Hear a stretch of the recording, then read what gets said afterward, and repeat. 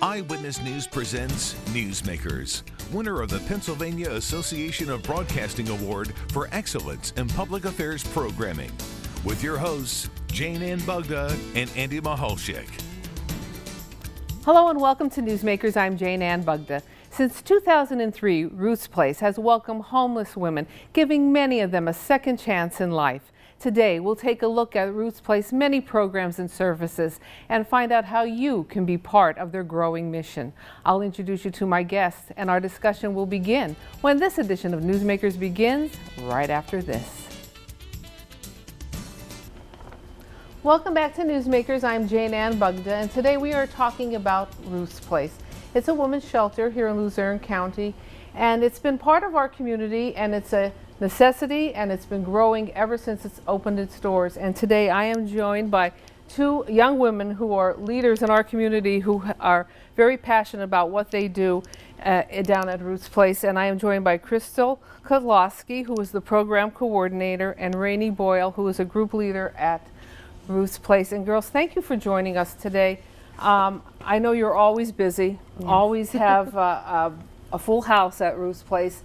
And this is an opportunity for you to tell our viewers a little bit about the work that goes down on Ruth's Place. Ruth's Place has been part of our community for a while, and it just happened that when Ruth's Place began in 2003, they were one of a guest here on Newsmakers with Andy and myself. So we have seen the progression and see the need for it in our community. So for our viewers who don't know the history, tell us a little bit about the history of Ruth's Place. Yeah, Ruth's Place started in 2003 in the basement of the United Methodist Church in Wilkes-Barre.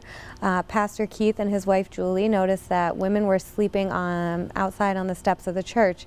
They were kind enough to open the basement of the church to give a shot to, starting a new opportunity for these women. They started just in the overnight hours during the winter months, but they realized that there's more of a need than that. So they started, staying open year round.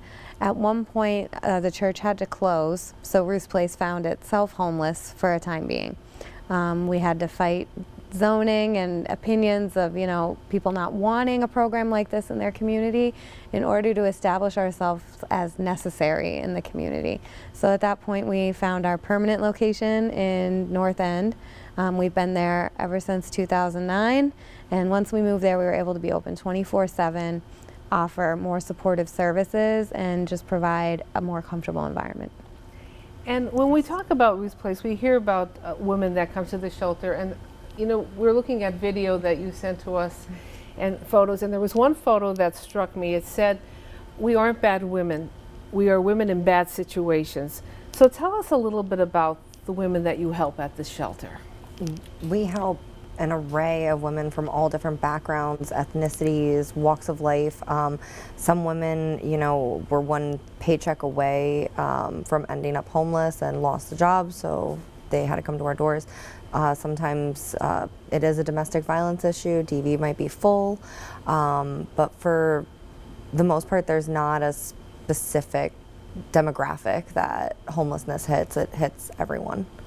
And there's no particular age group you see the gamut? Yeah, anyone from 18 to 80 has come through our doors.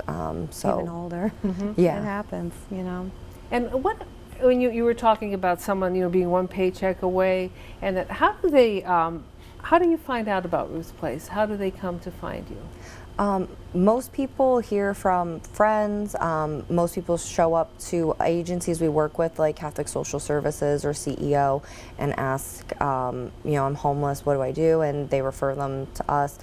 Some people are leaving the hospitals or jails or rehabs, and they're referred, if they don't have a plan in place leaving those facilities, they're referred to us. So yeah, again, every demographic. Yeah, a lot of the time too, on social media or online, we're the first result that comes up for homeless shelters in Wilkes-Barre, and we're very active on our Facebook page. So I get a lot of messages on there, connecting people to where they need to be.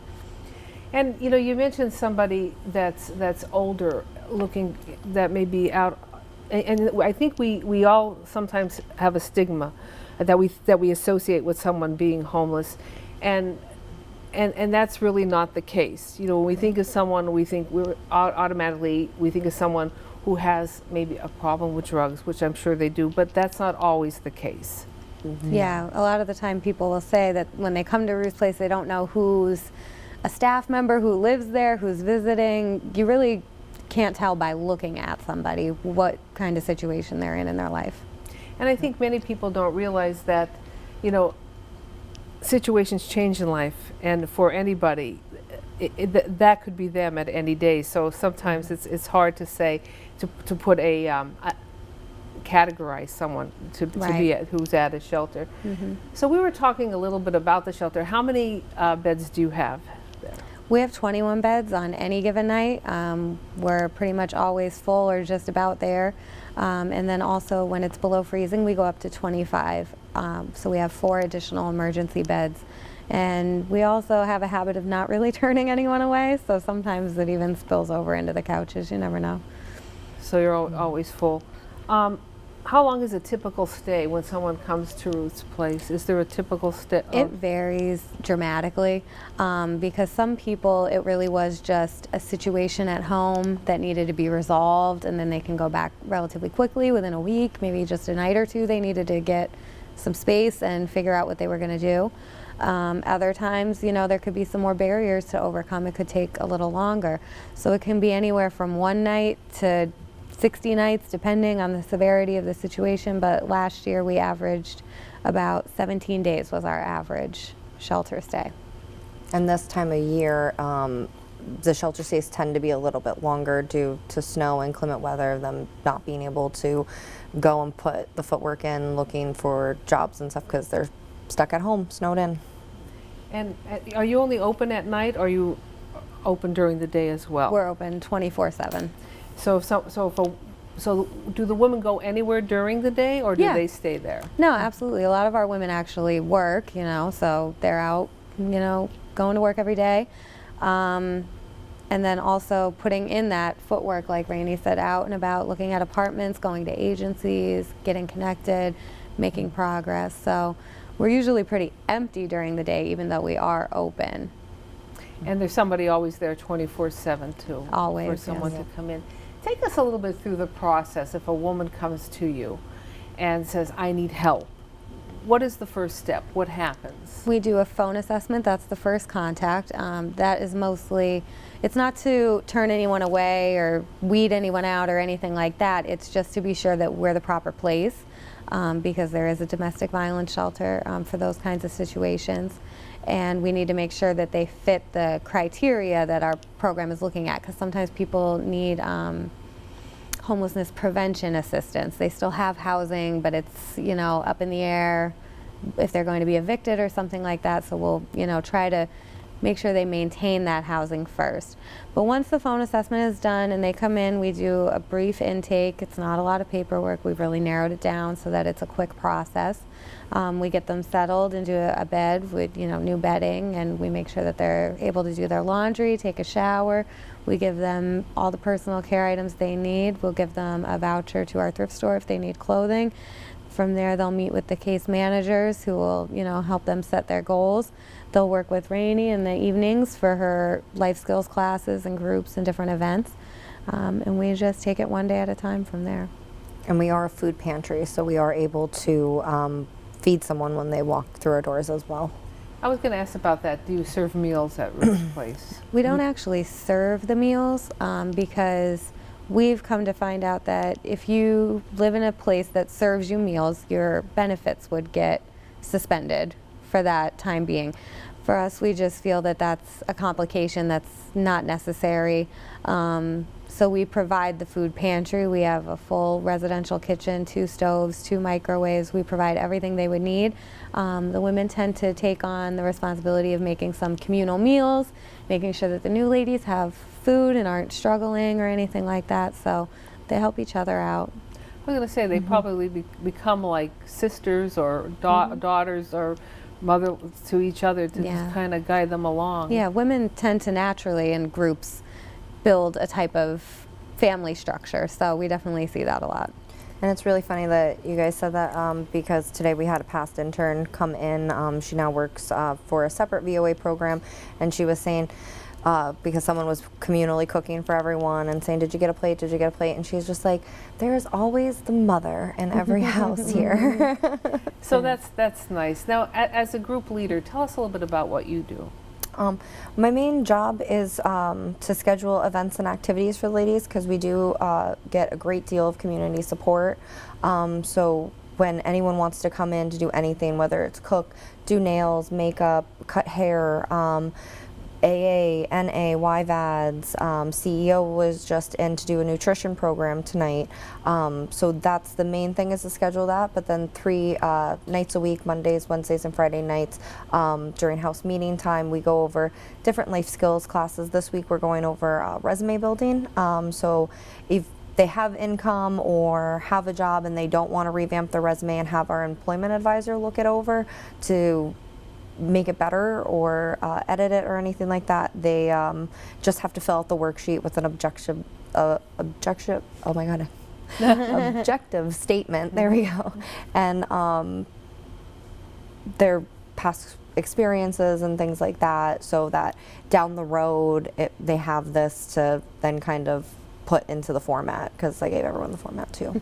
So we do budgeting, employment prep, rental training assistance, and sometimes we just go over coping skills and play coping skills bingo. Oh, okay. So it's just helping them with just little things in life that maybe that they're not getting on, and getting them back on the road to getting their life back and on track. Yeah. You know, if Ruth's Place wasn't there, what would be the alternative for some of these women? Where would they be? There really isn't a comparable alternative to Ruth's Place. All the other shelters in our community run on a drop-in model, which is the overnight shelter system. The only other shelter for single women is there is a co-ed shelter now in Hazleton called Divine Providence, which is great for that area. That's quite a ways to travel to get to the shelter in Wilkes-Barre when you primarily live in the Hazleton area. But that's the only real alternative. Now, if a woman shows up at Ruth's Place with children, what happens? There are family shelters in our area, the Macaulay House in Plymouth and Kirby Family House in Wilkes-Barre. So we make sure to refer them out. A lot of the time, our residents have children as well, but family is more willing to take in a child while mom temporarily gets back on her feet than they are to house mom and child indefinitely.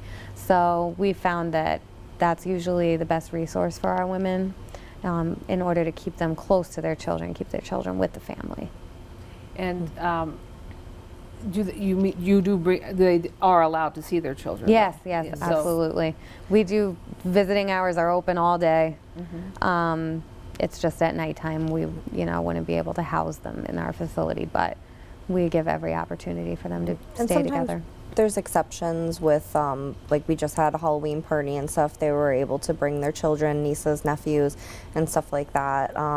So there are many different times they bring their kids to the walk and things like that. So it's not like they're not seeing their kids and completely separated for their 30-day stay.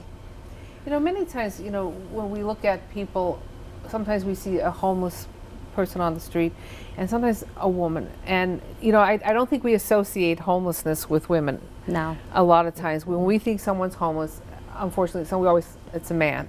Mm-hmm. And we don't think of a woman being homeless.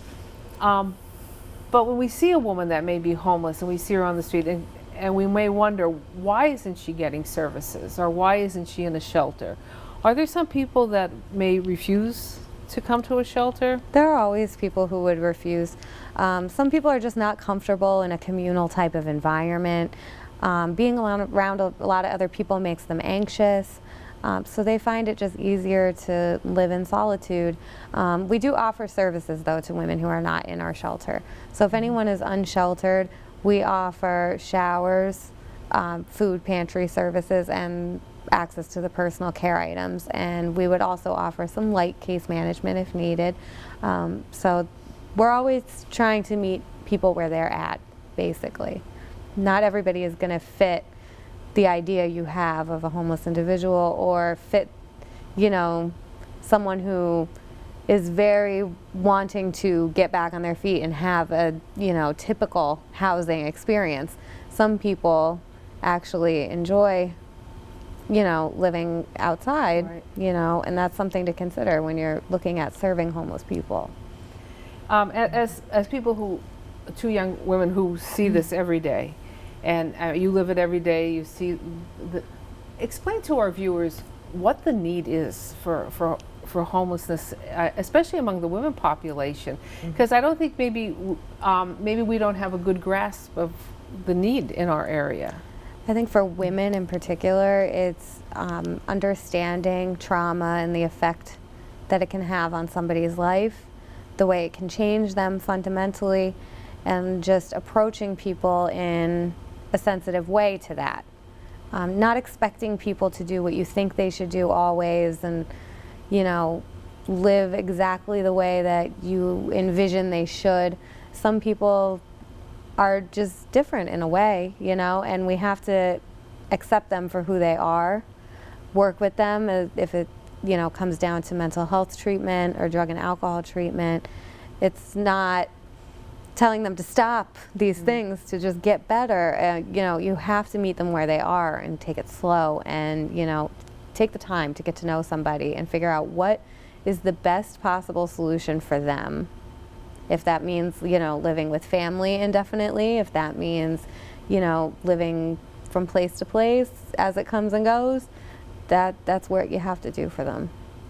And you said you do offer services that for Alcoholics Anonymous, Narcotics Anonymous. They do have those services available at Ruth's Place? Yes, we're fortunate enough to have an amazing volunteer coordinator who is a recovery specialist and went to school for that, experienced it on her own and stuff, and she's just a wonderful asset to have in our Ruth's Place family, because there have been many nights that she might not be there, she's been on vacation or something like that, but someone is really in desperate need to talk to someone, and it's 9 o'clock at night and they can't go to a meeting and their sponsor's not answering, and to just be able to call her and put her on speakerphone and let them sit in my office and talk with her, it helps tremendously in those moments to know that, like, there's someone who's gone through this, so we're not just talking to them and telling them everything's going to be okay. They're hearing it from someone who experienced it firsthand.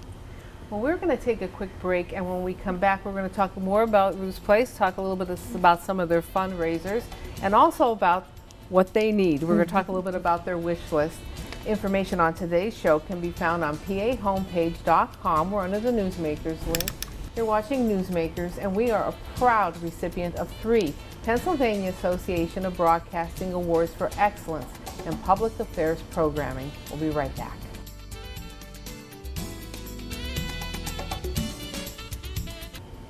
Welcome back to Newsmakers. I'm Jayne Bugda, and today we're talking about Ruth's Place, and I'm joined by Crystal Kozlowski, who's the program coordinator, and Rainey Boyle, who's the group leader. And we're talking about Ruth's Place in Luzerne County. It's located here in Wilkes-Barre. Day-to-day operations. It's not inexpensive to run a shelter. Tell us a little bit about how you're funded and what you need. Tell us a little bit about. It's definitely tough, especially being a 24/7 shelter. We get funding through the city and the county and the state, you know, block grants for social services. We get a little funding from the United Way. But a lot of our, you know, we rely a lot on donations from our community. You know, the funding we receive through government avenues is mostly spent on staffing and utilities, and we pay rent at our facility, so that's not cheap either. So in order to supply our women with what they need, you know, copay assistance for medications, personal care stuff that we're running low on and we absolutely need, cleaning supplies to keep the shelter in running order, all of that really comes from monetary donations from the community or donations of those particular products. Now, if someone, what is the wish list? Tell us a little bit of what you will have on your wish list. Our wish list is mainly just things people would need in their homes. Like, we need times 21. So we need 42-gallon garbage bags because we have big garbage cans that only fit 42 gallons.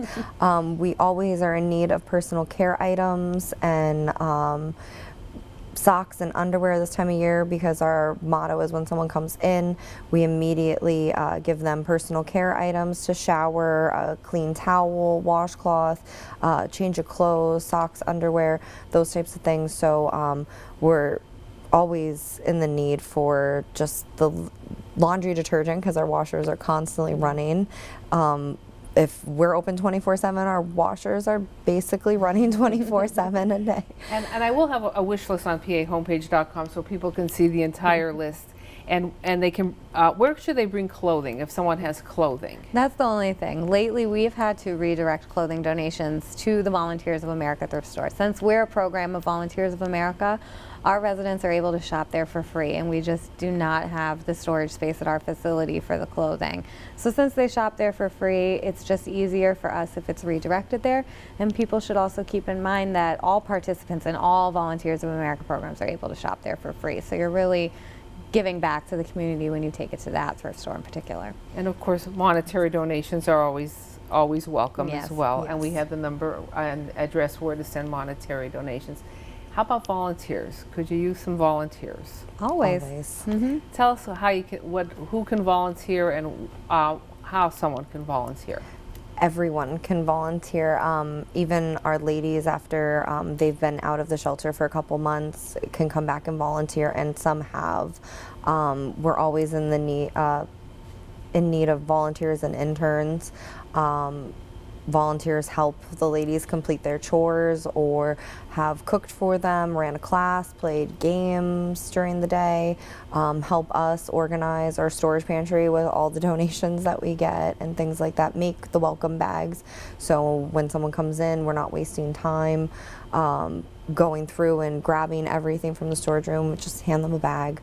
Help with the garden in the summertime. There's endless things that volunteers and interns can help us with. Yeah, they have a lot of freedom with what they would like to do. And you can do basically anything that will help us out.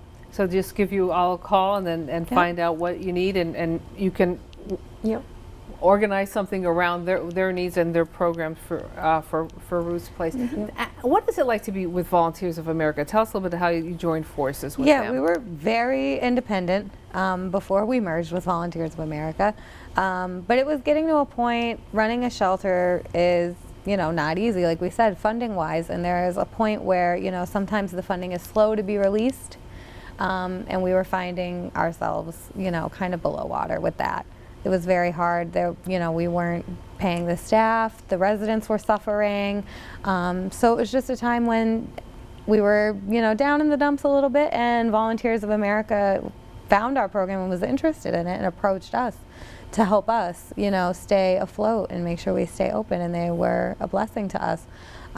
So it's been building a relationship, but we're finally to the point now where we're very comfortable together. It's very nice. And I do want to tell everybody about Ruth's Place Walk. It's held every year. Tell us a little bit about that. It's our biggest fundraising event of the year. We don't hold a lot of fundraisers throughout the year. A lot of community agencies or just community groups in general that will hold fundraisers for us, and we're extremely grateful. But our Walk for Hope is our biggest fundraising event of the year. We put so much effort into it, and we always get a great turnout. The community definitely shows us that they support us. And there's another event coming up at the end of December, and that is a memorial for homeless people. Tell us about that as well. The annual Homeless Persons Memorial is a small service and vigil to honor all the homeless people we have lost. It's a very moving service, and I think it's very important to pay respect to those people who we, just lost along the way, unfortunately. And I do want to ask both of you this question. That you work with women every day, success stories. What is it like to see someone who's come in there broken, and then you build their self-esteem? What is it like for you both personally to feel that? See that you changed someone's life? That's what the whole thing is about. I wouldn't be able to do this if it weren't for that. That's the part that, makes it worthwhile. All the struggling with them, trying to make sure that they are stable and get where they need to be. The success stories are what keeps us going. How about you, Rainey? And I have an emotional level, so I get very tearful to see them a year, 2 years later, because we have people who religiously come in every month to get food and personal care from us, and to just them to keep us in the loop of what's going on, and to see that they've come so far and are now engaged and moving out of the state and doing everything like the right ways now, and calling us for unbiased second opinions. Our main success story is Danique DaCosta, who just spoke at our walk this year, and you know, she was able, we were given a grant for our own rapid rehousing to help some of our ladies out who were out of county residents, and from the second she came in, you know, she was very nervous and hesitant, but she found a job and spent most of her time working day in, day out, and then was able to keep her apartment for, you know, all this time now by herself. And we were able to help with a couple months worth of rent and stuff. And you know, she still calls to ask, like, okay, I'm thinking about moving because I want to get my dog back, and, you know, what do you think about this and that? So you've made a difference in people's life, and that's what Ruth's Place is all about. Yeah. Well, I want to remind everyone, you can find information on today's show on pahomepage.com under the Newsmakers link. Crystal and Rainey, thank you so much for doing what you do. You're both inspirational, and I hope everyone gives you a call and checks out Ruth's Place. I'm Jayne Bugda. For everyone behind the scenes, thank you so much for making Newsmakers part of your day, and we'll talk again next time.